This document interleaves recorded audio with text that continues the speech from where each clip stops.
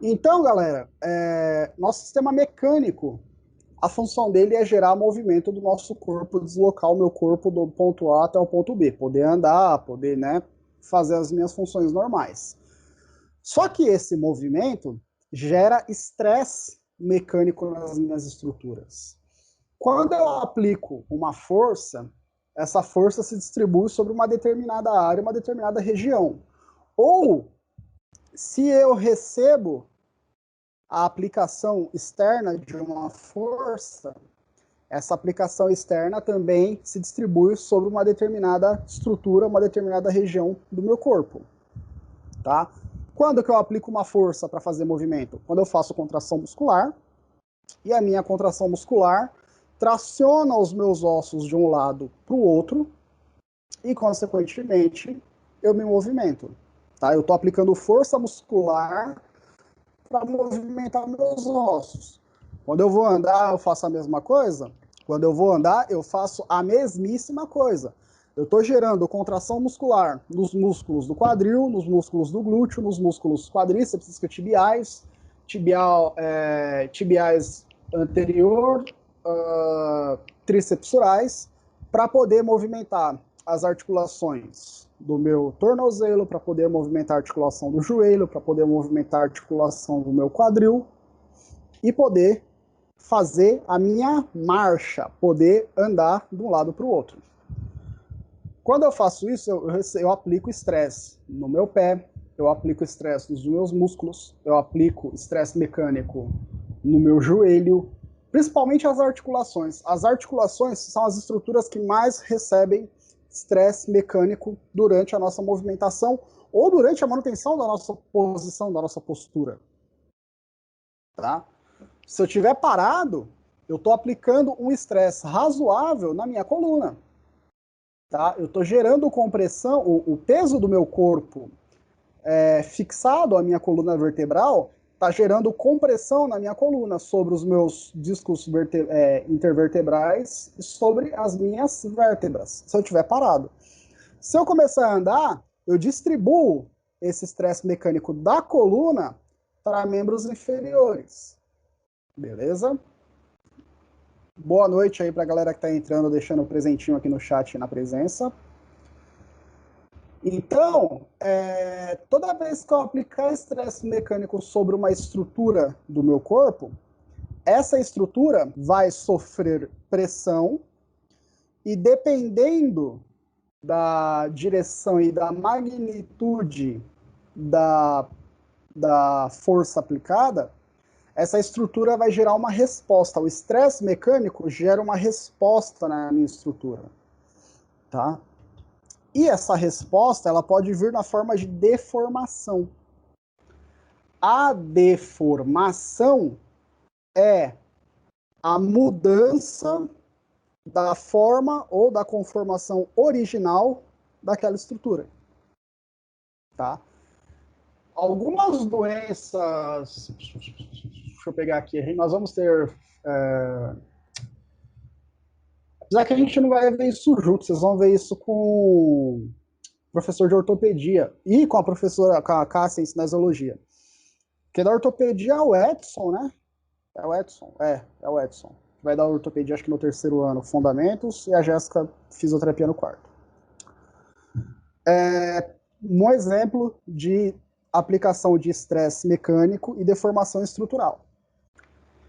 Se eu aplicar estresse mecânico constante na minha coluna lombar, eu corro o risco de gerar uma lesão no meu disco intervertebral. Eu gero uma lesão no disco intervertebral, o núcleo do meu disco intervertebral, que permite a movimentação de uma vértebra sobre a outra, extravasa, entra em contato com as minhas raízes nervosas e gera um quadro de hérnia discal. Tá? Por que essa hérnia discal aconteceu? A hérnia discal aconteceu porque o núcleo pulposo do meu disco intervertebral extravasou. Por que esse núcleo extravasou? Porque eu tive uma lesão sobre o disco intervertebral. Por que eu tive lesão do disco intervertebral? A estrutura do disco intervertebral cedeu depois de um determinado, específico e constante estresse mecânico sobre ele. Nesse caso, compressão. Compressão lesou a estrutura do disco intervertebral, tem um quadro de hernia discal. Opa, mandaram uma mensagem aqui para mim. Tá, não é, eu achei que era no chat, é no zap. Beleza, galera? Então, estresse mecânico é a distribuição de força em uma determinada estrutura, quer dizer, em determinado corpo ou sistema. Quando eu aplico uma força, essa força se reflete nesse sistema, nesse corpo, através de estresse mecânico. E aí eu estava comentando aqui no começo da aula que a gente estava falando semana passada das galeras que se lesionaram ou que se fraturaram.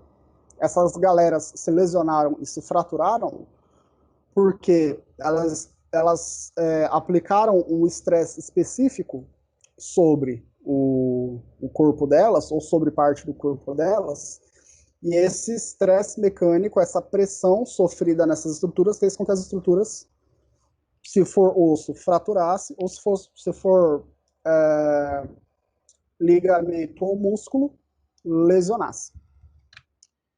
Vamos então entender as diferentes cargas mecânicas aplicadas que podem gerar estresse nas minhas estruturas e podem gerar algum tipo de deformação, tá? Primeira delas, compressão, galera. Compressão.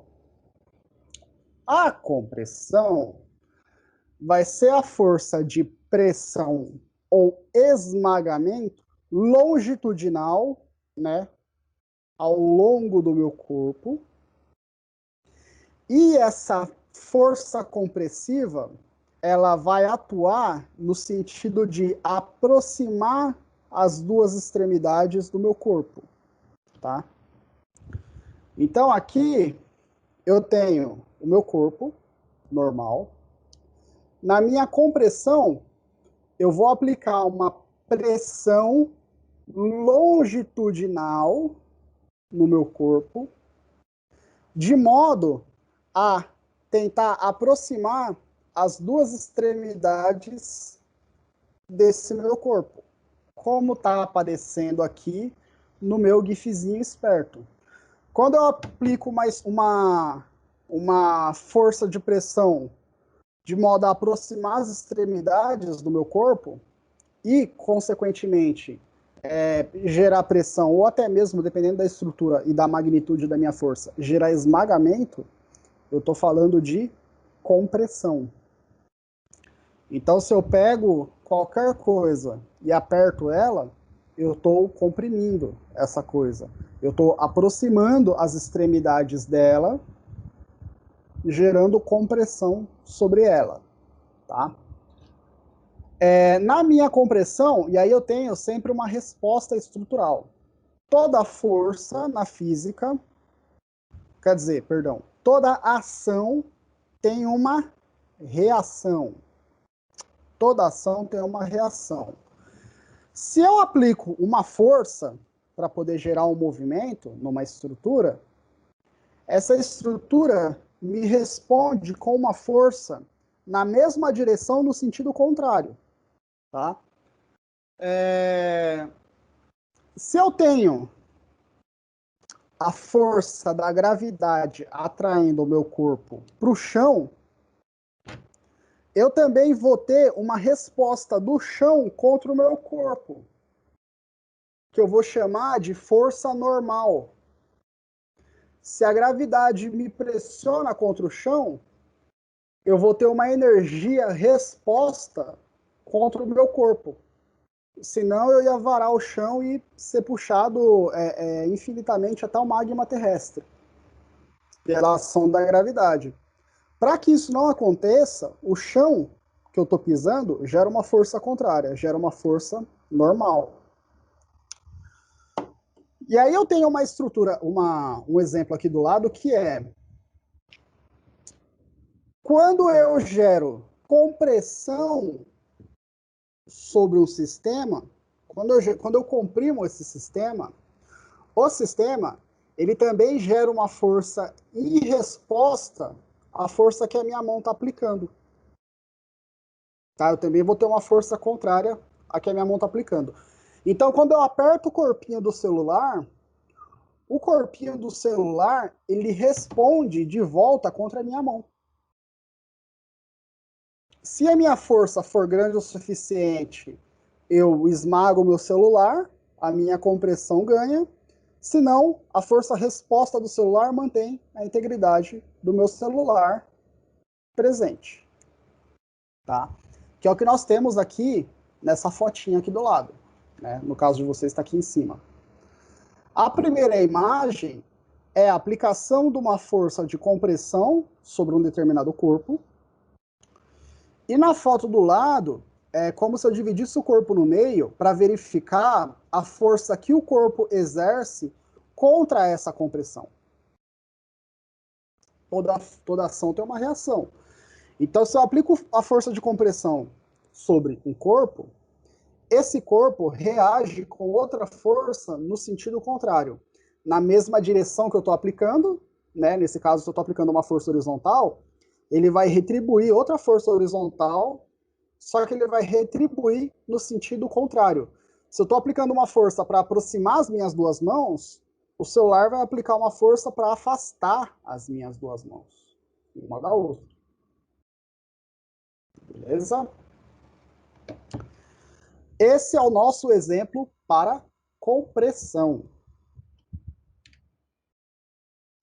E eu também consigo fazer, galera, uma força na direção contrária, tá? Aquele movimento do qual eu vou esticar um objeto, do qual eu puxo as duas extremidades de um objeto, tentando distendê-lo ou tentando afastar uma extremidade da outra, essa carga mecânica contrária à minha compressão chama-se tensão. Tensão, tá? Na força de tensão, eu vou fazer uma tração para tentar afastar as duas extremidades de uma estrutura. E assim como acontece na minha compressão, toda força tem toda ação tem uma reação. Então, se eu aplico uma força para afastar essas estruturas, para afastar as extremidades de uma estrutura, essa estrutura, no caso do meu celular, vai aplicar uma força contrária no sentido contrário. Uma força contrária, claro que é no sentido contrário. Na mesma direção, mas no sentido de aproximar as extremidades do meu celular. Se na compressão eu tento aproximar as pontas do meu celular, e ele aplica uma força para afastar essas pontas, na tensão é o contrário. Eu aplico uma força para afastar as pontas do meu celular, e o celular responde com uma força para aproximar essas duas pontas. Tá? E aí, no músculo, eu tenho também a minha tensão, né, que é o exemplo que eu coloco aqui. Antes de realizar a minha contração, as minhas fibras musculares possuem uma tensão prévia. Elas geram uma tensão prévia antes de fazer a sua contração. Vocês vão lembrar, eu vi aqui a pergunta da Maria Vitória, eu vou responder daqui a pouquinho, Maria Vitória. É a primeira pergunta que eu vou responder. Vocês vão lembrar, quando eu falei de sistema muscular ano passado, que quanto maior a minha flexibilidade, mais força eu consigo fazer na contração. Tá? Então, pessoas que têm o músculo... Ah, não, a gente não viu isso ainda. A gente vai ver em... gente, perdão, a gente não viu isso ainda não, esse é conteúdo não, a gente não viu isso no sistema muscular no passado não, a gente vai ver em biomecânica agora, eu confundi porque é o assunto que eu vou dar também, Mas a gente não viu isso não, eu falei isso pra galera que tá hoje no terceiro ano. Vamos lá. Mas ano passado nós estudamos tônus, que é a tensão prévia do meu músculo antes de fazer a contração. Essa tensão prévia é justamente a capacidade de eu me distender antes de contrair, tá? A fibra muscular, quanto mais flexível ela é, mais intensa é a contração que ela consegue fazer, consequentemente, maior é a força de contração gerada, tá? Então, o meu tônus influencia na minha contração muscular. Um músculo com muita tensão tem dificuldade para contrair. O músculo com muita tensão é aquele músculo duro que eu não consigo fazer o movimento, ele tem dificuldade para contrair. Ao passo que um músculo com baixa tensão, ele vai ter dificuldade para se distender e fazer uma contração forte. Então a contração desse músculo com baixa tensão também é menos eficiente, tá? Isso eu estou falando da fibra muscular, pequenininha, microscópica, lá embaixo. Pensando agora no macro, pensando no meu músculo todo, quando eu alongo o meu músculo, eu faço uma distensão nas minhas fibras, eu afasto a extremidade das minhas fibras, eu gero tensão. E quando eu faço a contração muscular, eu gero compressão nas minhas miofibrilas, tá? Eu comprimo as minhas miofibrilas e isso resulta na minha contração muscular. Então, no músculo, eu também tenho, pensando no macro, compressão e tensão. Quando eu estou alongando as minhas fibras musculares, eu tensiono as minhas fibras musculares. E quando eu faço a contração muscular, eu comprimo as minhas fibras musculares. Na tensão, eu afasto as extremidades da fibra, da miofibrila. E na contração, eu comprimo a minha miofibrila. Tá?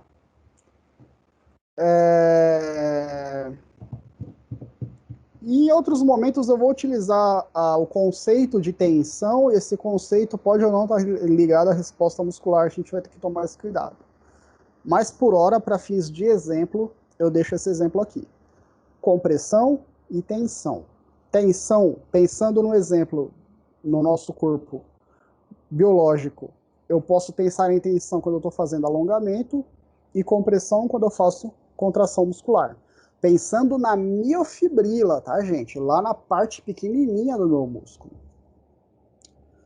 Pergunta da Maria Vitória. Professor, tenho uma dúvida duvidosa. Quando ficamos muito tempo sentados de uma certa forma, estamos comprimindo nossa coluna?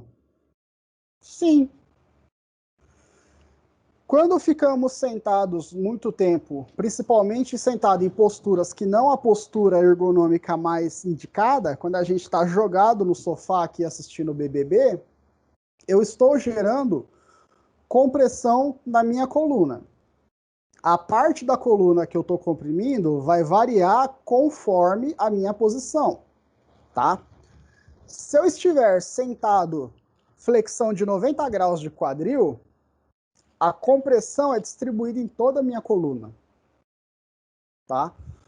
Só que, óbvio, nós não permanecemos todo o tempo sentados numa mesma posição. Tá? Ainda mais eu que estou falando e me mexendo mesmo estando sentado. Nesses casos, a compressão na minha coluna, ela se distribui em diferentes partes do meu corpo, mas ela se reflete majoritariamente na coluna lombar. Majoritariamente na coluna lombar. Tá? A coluna lombar, ela é a parada final da distribuição, quer dizer, da aplicação do peso do meu corpo quando eu estou sentado. Tá? Ela termina justamente no promontório, ali começando no meu sacro. E a minha coluna lombar, ela recebe maior compressão justamente porque ela recebe o peso do restante do meu corpo quando eu estou sentado. Tá?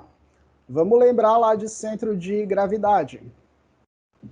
No centro de gravidade, eu tenho um ponto do meu corpo do qual eu equilibro as estruturas do meu corpo. Eu equilibro a massa do meu corpo em torno daquele ponto. Tá? Aquele é o centro de gravidade. Só que a região que está apoiando o meu corpo para ele manter o equilíbrio é, consequentemente, a região que vai sofrer mais compressão. Então, quando nós estamos muito tempo sentados, pensando na postura sentada correta, quadril fletido a 90 graus, coluna ereta,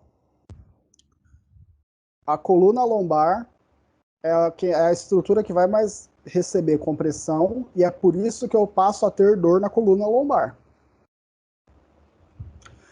Agora, se eu deitar, me esparramar aqui na minha cadeira, no meu sofá, aí vai depender de qual região eu estou apoiando no meu sofá ou na minha cadeira, tá? Quando eu estou esparramado assim, boa parte da compressão está ocorrendo na região sacral, na coluna lombar também, mas na região sacral. Eu estou distribuindo essa compressão, tá? Outro exemplo de compressão, pessoas que têm escaras de decúbito, pessoas que por algum motivo ficaram muito tempo acamadas e ficam muito tempo deitadas. Essas pessoas passam a desenvolver lesões epiteliais que vão evoluindo para lesões do tecido conjuntivo, lesões musculares, dependendo da escara, né? Por quê? Essa pessoa passa muito tempo com uma determinada parte do corpo apoiada, a massa dessa região apoiada comprime os tecidos os tecidos que estão apoiados na cama, no leito, tá? Eu gero compressão nessa região e ao longo do tempo essa compressão vai gerando uma lesão tecidual, tá? Então, quando eu estou muito tempo deitado, regiões onde eu tenho protuberâncias ósseas, muito tempo apoiado, são regiões onde eu posso ter surgimento de escara de decúbito. Então, no cotovelo, na articulação do cotovelo, eu tenho protuberâncias ósseas presentes, principalmente presença do olecrano, presença nos epicôndilos. Próximo à região lombar, eu tenho a presença do sacro, eu tenho as minhas cristas ilíacas, dependendo da minha posição, tá? Quando eu estou sentado, se eu permanecer muito tempo sentado, região do isquio, contato do isquio com a cadeira, e assim sucessivamente, tá? Esses tecidos vão sofrer compressão e aí eles vão, com o passar do tempo, se lesionando. Então é por isso que pacientes com decúbito, eu preciso ficar trocando esses caras de posição, para eu não ficar comprimindo a mesma região muito tempo. Eu preciso pôr esse cara sentado, eu preciso pôr esse cara de lado. Se eu for muito rico e tiver na minha casa uma mesa ortostática, eu preciso virar e deixar esse cara de pé um pouco, tá? Caião da Massa pergunta: essas compressões podem gerar possíveis hérnias discais ou favorecer para esse desenvolvimento? Na mosca, Caião. Na mosca. Má postura, quando eu sento, favorece compressão excessiva na coluna e favorece o desenvolvimento de hérnia discal. Alguns acidentes que eu tenho, por exemplo, quedas, quando eu tenho uma queda e eu caio, não precisa ser muito alto não, uma altura próximo da nossa altura corporal, e eu caio de pé, eu caio apoiando os pés, eu posso gerar compressão na articulação do tornozelo, do joelho, do quadril, e também posso gerar compressão na coluna, e aí com o passar do tempo eu vou desenvolvendo hérnia discal. Se eu trabalho numa determinada posição, e nessa posição eu faço flexão, flexão na coluna lombar, flexão na coluna cervical, eu posso desenvolver hérnia discal. Se eu tenho excesso de peso corporal, meu corpo precisa sustentar o meu peso, em movimento ou parado, eu aumento a compressão sobre a região lombar e também corro o risco de desenvolver hérnia discal, tá? Não é certeza, mas o risco aumenta. Pessoas que fazem trabalhos, por exemplo, que a pessoa fica muito tempo curvada e ninguém ali corrige ou está qualificado para poder corrigir a postura dessa pessoa, essa pessoa pode vir a desenvolver hérnia cervical e hérnia lombar. Tá? Principalmente galera que trabalha na cozinha, trabalha o dia inteiro, principalmente cozinha industrial e cozinha de self-service. A pessoa trabalha muito ali lavando louça, mexendo com panela, ela fica muito com anteriorização do ombro, flexão da coluna cervical, flexão da lombar, dependendo, tá? E aí essa flexão de cervical e lombar favorece o surgimento de hérnia, tá? E aí agora que eu falei de uma postura, todo mundo lembrou que está com a postura errada e todo mundo arrumou a postura, exceto quem já está deitado na cama com o computador de lado. O resto, todo mundo lembrou e fez isso. Porque a gente não pensa, igual a gente não pensa que a gente está respirando e o coração da gente está batendo, e a partir de agora vocês passaram a prestar atenção nisso. Então, a nossa postura afeta na distribuição de peso no meu corpo, e essa distribuição de peso pode gerar compressão em algumas estruturas. Falando da hérnia discal do Caio ainda. Do Caio não, espero que o Caio não tenha nada disso. Da hérnia discal que ele perguntou. Má postura ao longo do tempo, a Maria Vitória e o Caio gostam. Má postura ao longo do tempo, sentado ou de pé, gera compressão excessiva dos discos, das vértebras sobre os discos intervertebrais. Tá? Falando de coluna lombar, essa compressão vai acontecer na altura de L4, L5 e S1, passando já para sacral. E os discos intervertebrais nessas regiões sofrem, porque eles estão sofrendo constante pressão. Com o passar do tempo, eles vão cedendo, vão se lesionando, e aí o núcleo pulposo extravasa e eu tenho hérnia discal. Ele pode ou não entrar em contato com uma raiz nervosa, que é quando dá aquela dor, e a dor irradia, mas eu tenho hérnia discal. Beleza? Além, é claro, da dor muscular. Se eu passar muito... Aí, ainda bem que vocês lembraram. Obrigado, galera. Se eu passo muito tempo numa mesma posição, numa mesma postura, eu não tenho só o problema ósseo, eu também tenho toda uma questão muscular. Para eu estar numa postura, eu preciso de alguns músculos contraindo e outros relaxando, tá? Sentado agora do jeito que nós estamos, eu tenho uma contração dos músculos paravertebrais, né, dos multífidos, em sua maior parte. Tenho contração dos músculos laterais e dos músculos abdominais. Reto abdominal, intercostal interno, externo, mas principalmente o reto abdominal. Eu tenho a contração desses músculos para fazer a manutenção do posicionamento do meu tronco e para que eu possa me manter sentado. Se eu deito, eu tenho também, só se dependendo da postura, né, mas eu tenho também, em alguma circunstância, contração muscular para manutenção, por exemplo, do meu pescoço, para que eu possa movimentar a minha cabeça de um lado para o outro, para eu poder ver TV, né? Pensando que a gente vai deitar para ver TV. Então, eu não tenho só problemas ósseos se eu tenho compressão excessiva por uma postura que eu mantenho por muito tempo. Eu também posso vir a ter desgaste muscular. Tá? Bom, galera, com relação à compressão e tensão, alguém tem alguma dúvida, quer fazer alguma pergunta? Acabou a água. Bom, galera, só lembrando, tá? Atrasou um pouquinho mais essa semana, mas as aulas da semana passada, a aula da semana passada já está disponível, tá? Link no Moodle, a gente assiste pelo YouTube. E só um toque, quem for assistir outra vez, quem perdeu a aula, na descrição do vídeo eu estou colocando a minutagem do vídeo. Então, cada ponto, cada tópico, eu distribuo por minutos. Tá? Então, se você quiser avançar para uma parte específica da aula ou assistir mais rápido, vai clicando na minutagem, localiza mais fácil. Aqui.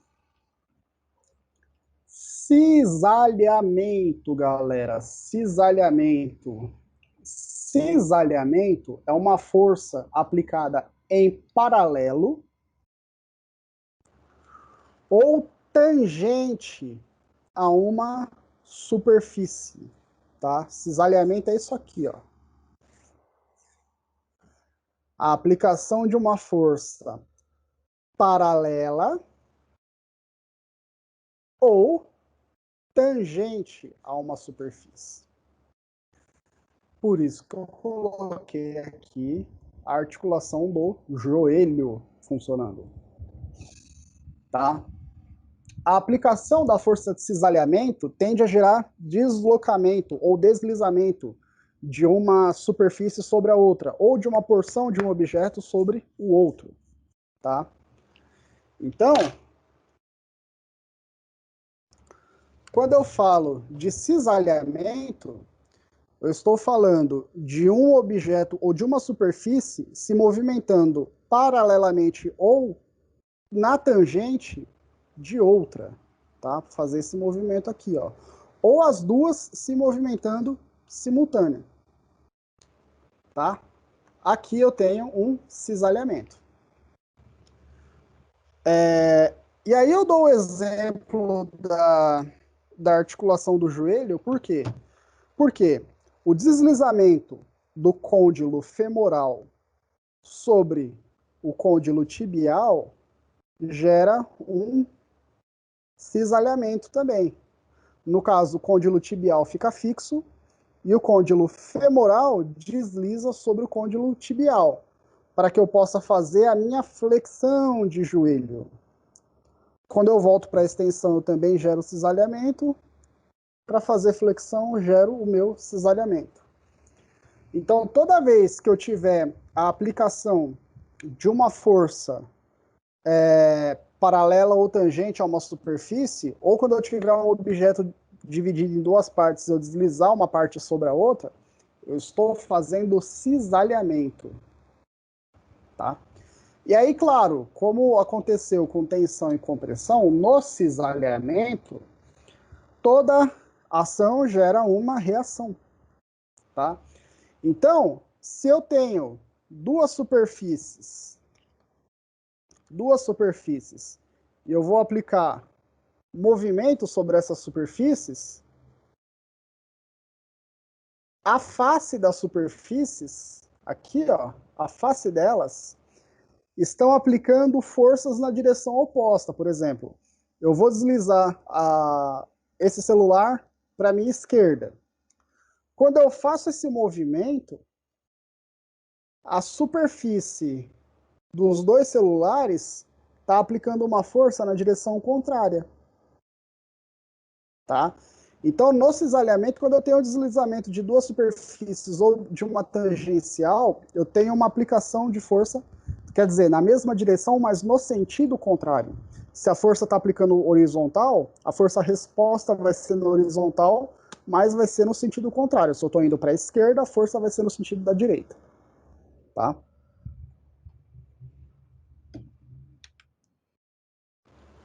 Alguém quer fazer alguma pergunta com relação a cisalhamento, galera?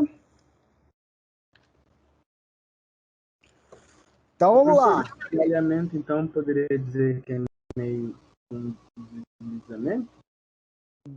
Cortou um pouquinho, Caio. Por favor. Claro, eu perguntei se o cisalhamento poderia dizer que seria meio um deslizamento da articulação, talvez?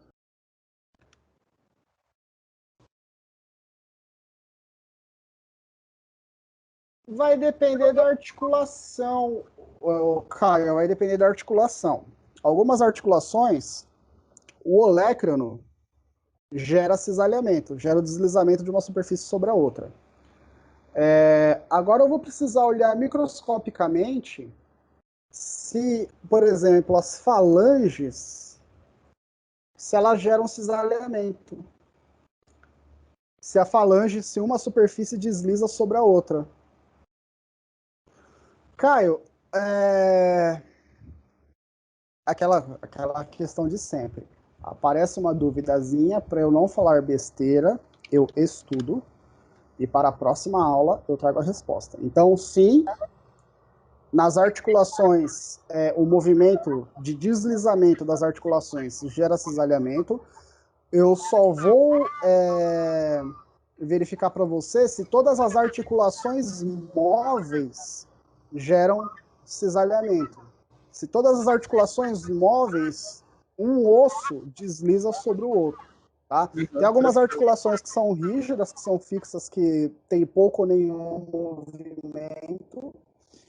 E tem articulações que são mais móveis. A articulação do ombro, a articulação do joelho, a articulação do quadril. Tá?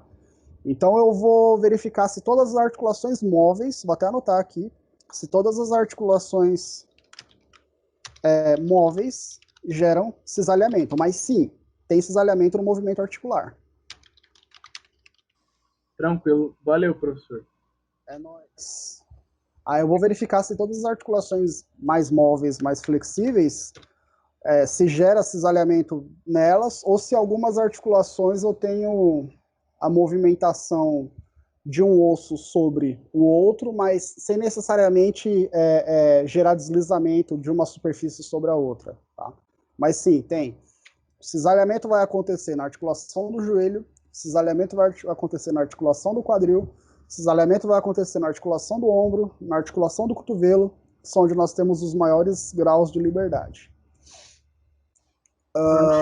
Também, né? Oi? No tornozelo também, né? Sim, articulação talocrural. Na articulação talocrural, eu tenho deslizamento de superfície, articulação radiocarpal, também tem deslizamento de superfícies. Então, a minha dúvida é, por exemplo, nos ossos do carpo, eu tenho um pouco de movimento, mas eu vou ter esse deslizamento. Mas, por exemplo, eu precisaria olhar um vídeo agora, bateu a dúvida mesmo, um vídeo da articulação das falanges. Para eu não falar errado para você não ver que rola esse cisalhamento na falange. Mas a maioria das articulações móveis, onde eu tenho um ou mais graus de liberdade, eu tenho deslizamento das faces articulares. Mas boa observação.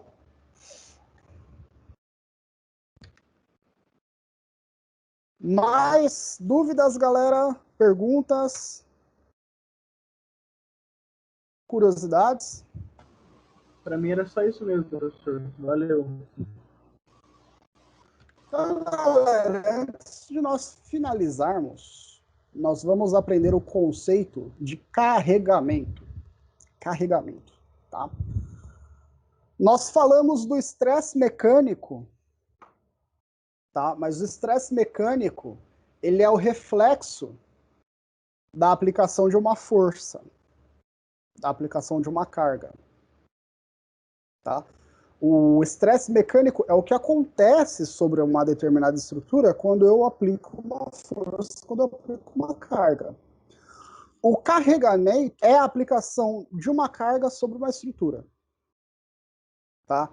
Então, quando nós estávamos falando, por exemplo, do risco de desenvolver hérnia lombar por eu estar muito tempo sentado, gerando compressão, principalmente sobre a coluna lombar, mais especificamente sobre os discos intervertebrais de L4 e L5, nós estamos falando da aplicação de uma carga